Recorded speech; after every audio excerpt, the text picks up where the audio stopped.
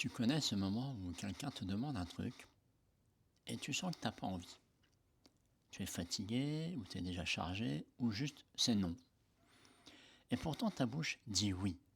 Un oui poli, un oui automatique. Et après tu te sens lourd, un peu pris au piège. Et parfois tu t'en veux. Mais pourquoi j'ai dit oui? Alors aujourd'hui on va parler de ça. Pas pour te donner une technique, mais pour comprendre un truc profond. Parfois, ce qui empêche de poser une limite, c'est pas ton absence de mots, c'est la honte. Alors bonjour à toi et bienvenue dans le podcast Du silence à la présence. Je m'appelle Patrice Ronès, coach en résonance émotionnelle. Et oui, l'objectif de cet épisode, toujours dans le mois de mars, donc on est dans la honte, on travaille bien la honte, là on se noie dedans, mais pour mieux la comprendre évidemment, c'est de mettre de la clarté sur une question simple. Pourquoi un non peut se vivre comme un danger intérieur alors que rationnellement, c'est juste une limite, c'est juste poser une limite, poser un cadre. Mais en fait, quand tu as honte, ce n'est pas seulement j'ai fait un truc de travers, c'est souvent je suis quelqu'un de pas bien. Et là, poser une limite devient risqué parce que ça te rend visible. Dire non, c'est te montrer. Et si au fond, tu portes l'idée que je suis de trop, alors forcément, te montrer ressemble à une convocation au tribunal. Tu vois le genre. Donc, c'est pour ça que déjà, là, tu comprends un peu pourquoi dire non, ça peut être complètement compliqué et c'est pas une histoire de confiance ou de confiance en soi. Ça n'a rien à voir. La honte fonctionne souvent comme ça. Elle pousse à se cacher, à se réduire, à se taire ou à s'effacer plutôt que d'occuper sa place. Et oui, prendre sa place, si tu as honte de toi, si tu as la honte placée dans le je suis, forcément prendre ta place, ça ne passera pas, même en travaillant sur ta confiance en toi. Donc, au lieu d'entendre je pose un cadre, ton système lui va entendre un truc du genre je risque de décevoir, je risque d'être jugé, je risque de ne plus être aimé. Alors, forcément, on est toujours dans une problématique de rejet et donc d'insécurité intérieure. Je ne l'ai peut-être pas dit assez dans les épisodes précédents, mais je te rappelle que sans sécurité intérieure, ta voix ne sortira pas comme elle devrait. D'accord? C'est pour ça que des fois, tu trouves que ta voix elle est bizarre, pas à la hauteur. C'est ça.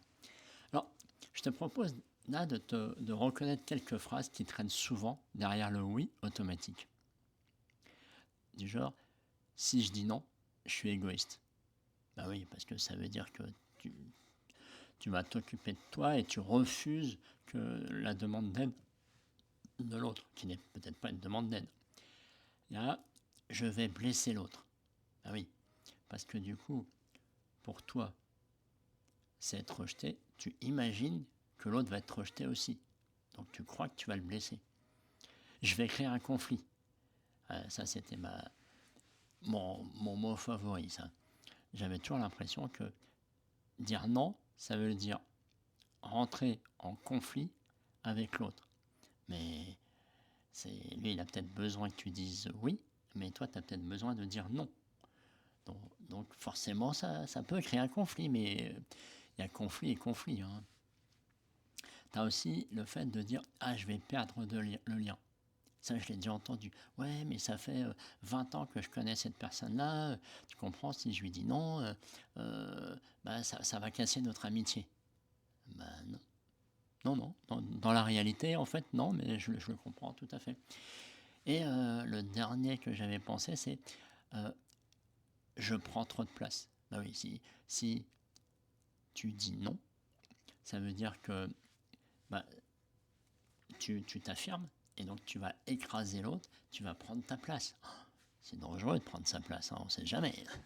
Enfin, et là, ce qui est intéressant, c'est que ce sont rarement des phrases de logique.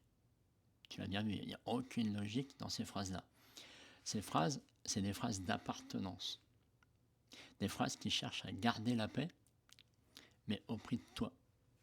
c'est ce que mon coach et mentor appelle acheter la paix. Ben oui, tu dis non pour ne pas qu'on pense que tu es égoïste, ne pas que l'autre se sente blessé, éviter les conflits, ne pas perdre le lien et prendre trop de place.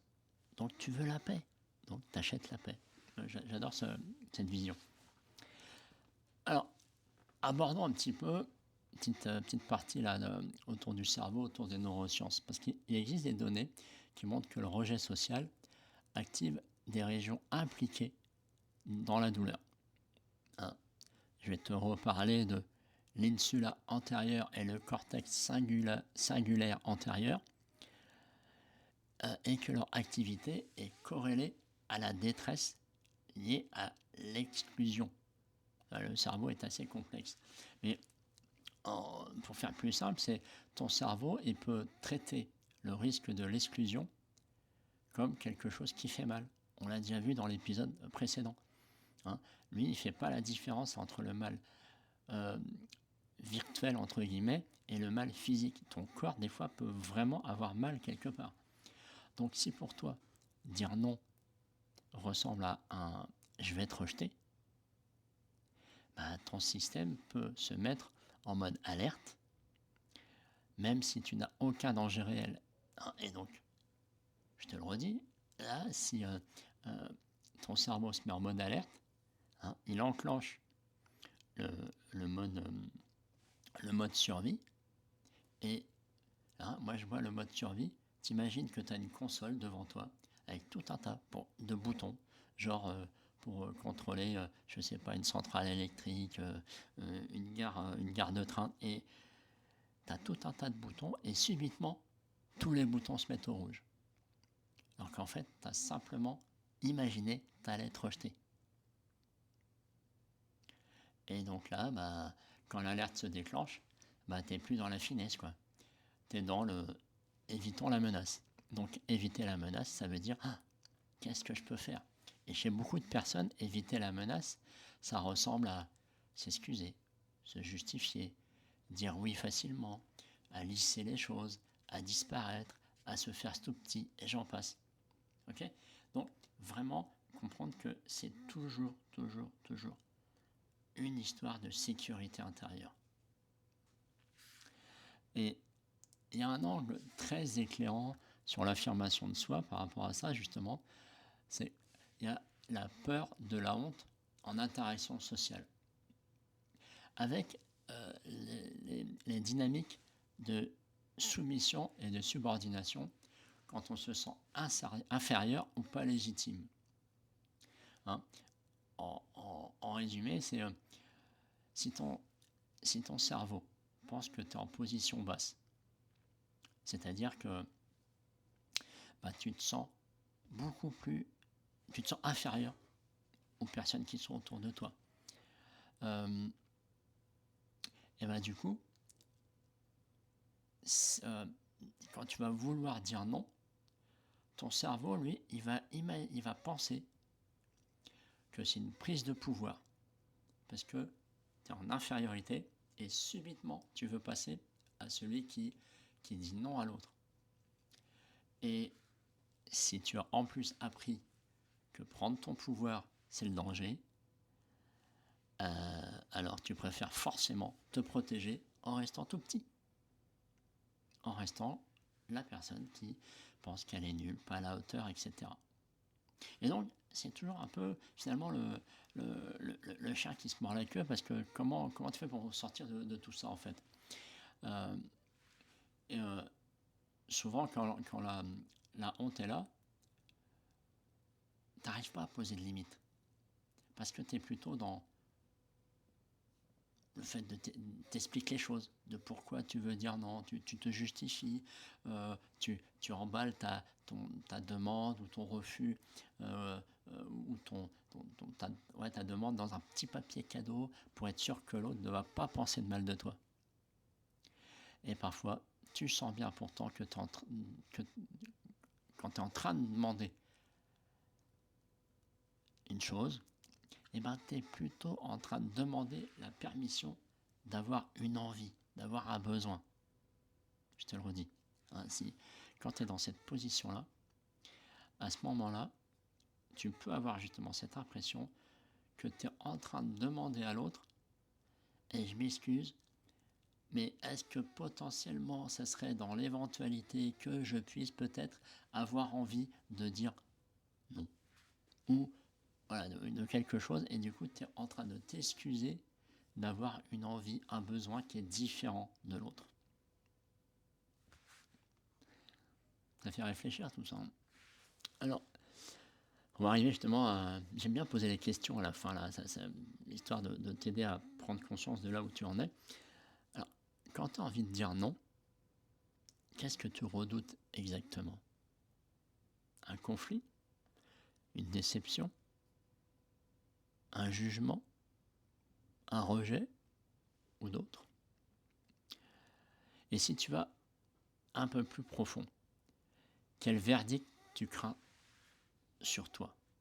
Quelle image tu penses de toi? C'est je suis méchant, je vaux rien, je mérite pas, je suis pas à la hauteur, je suis trop nul. Et la dernière pour aujourd'hui, c'est dans quelle relation tu te sens le plus facilement obligé? Hein, celle où tu as peur de perdre de lien, celle où tu as peur d'être jugé, celle où tu as peur d'être rejeté. Prends le temps de répondre à ces questions, ça va vraiment t'aider à te positionner par rapport à cette notion de honte et de cette facilité ou pas de dire non, de poser un cadre, une limite. Alors, si aujourd'hui il y avait une chose à retenir, je dirais, c'est que le problème n'est pas que tu ne sais pas dire non, c'est que le problème c'est que si tu dis non, tu risques d'être rejeté. Et donc, d'être rejeté de la communauté, c'est un peu mourir pour le cerveau reptilien. Du coup, tu n'es absolument plus en sécurité. Hein, parce que la honte transforme une limite normale en menace sociale. Et tant que tu ne vois pas ça, tu crois que tu manques de caractère. Parce que tu t'effaces. Alors que tu es juste en train de chercher la fameuse sécurité intérieure. Au début, on est maladroit. Hein. On peut dire un non de façon violente, on peut s'imposer d'une façon abrupte. Mais après, ça s'adoucit. Et dans le prochain épisode, on ira voir justement la sortie de ce labyrinthe. Comment on peut faire pour parler, même en étant imparfait, sans se réduire et sans te flageller à l'intérieur. Ok? Alors, et je te rappelle que si tu veux aller plus loin, si tu veux avancer justement pour passer de cette personne qui se tait à celle qui parle de façon stable, dans une posture stable avec les autres, je t'invite à rejoindre la communauté Traversée.